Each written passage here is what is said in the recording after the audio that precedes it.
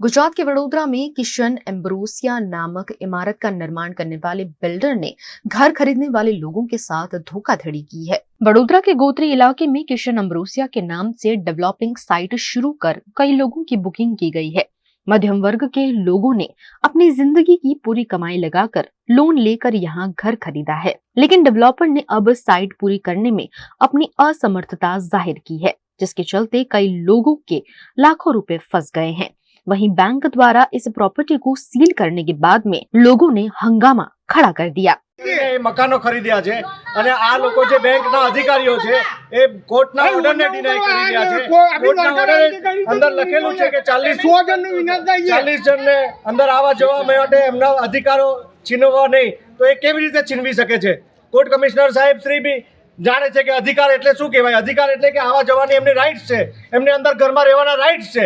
એ rights એ કેવી રીતે લઈ શકે? રાઇટ પ્રોટેક્ટ કરવાની બદલે એની બદલે સીલ કરી દે, સીલ કરી દે, સીલ કરી દે। એમના છોકરા નાય કેવી રીતે, એમના ઘરે સ્કૂલમાં કેવી રીતે જાય? અને ઇમરજન્સી કાલ દવાખાને જવાની જરૂર પડે તો માણસ બહાર કેવી રીતે નીકળે? અને આ બિલ્ડિંગ તમને લાગે છે? આ બિલ્ડિંગ જો આ બિલ્ડિંગ બતાવો, આ બિલ્ડિંગ લાગે છે તમને કે આ બિલ્ડિંગ 90% બનેલી છે? 90% લોન કેવી રીતે અધિકારીઓએ આપી હતી? આ બીજો મુક્ત જ્વેલર્સનું જે કાંડ છે ને એ રીતે આ લોકોએ કાંડ કરેલું છે। અને અમુક સભ્યોના તો 100% પેમેન્ટ એક શોટમાં ચૂકી દીધા છે। કરો કેમેરો ઉપર કરો, ખબર પડે તમને એ શું છે અહીંયા હાલત? ખબર પડે ઉપર બતાવો।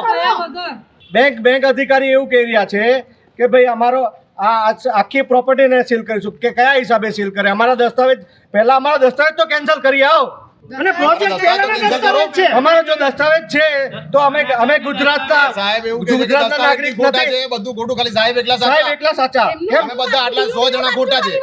અમે 108 જણા દસ્તાવેજ કરેલા છે, 108 જણા દસ્તાવેજ ખોટા છે અમારા। જે પૈસા લઈને ભાગ્યો છે એને પકડો, એને પકડો। બેંક અધિકારીઓ જેને પૈસા મિલી ભગતમાં એમને અપાયા છે એને પકડો। બેંકે લોન આપી તો ક્યારે હોર્ડિંગ માર્યો છે કે બીઓબી નો એ મોર્ગેજ લોન છે? અને પ્રિન્સ સાહેબ એને જે 6 મહિના 7 મહિના 8 મહિના જે એક્સટેન્શન કરી આપ્યા પૈસા લઈ લઈને, એ પ્રિન્સને બોલાવો। એમને તો કેમ એમના વિરુદ્ધ કોઈ કાર્યવાહી થતી નથી? ક્યાં કરો? રિઝર્વ બેંકની ગાઈડલાઈન છે સામાન્ય જનતાને કે દરેક સભ્યોને જાણ કરવી જોઈએ। લાસ્ટ ક્લિયર ના પાડેલી છે।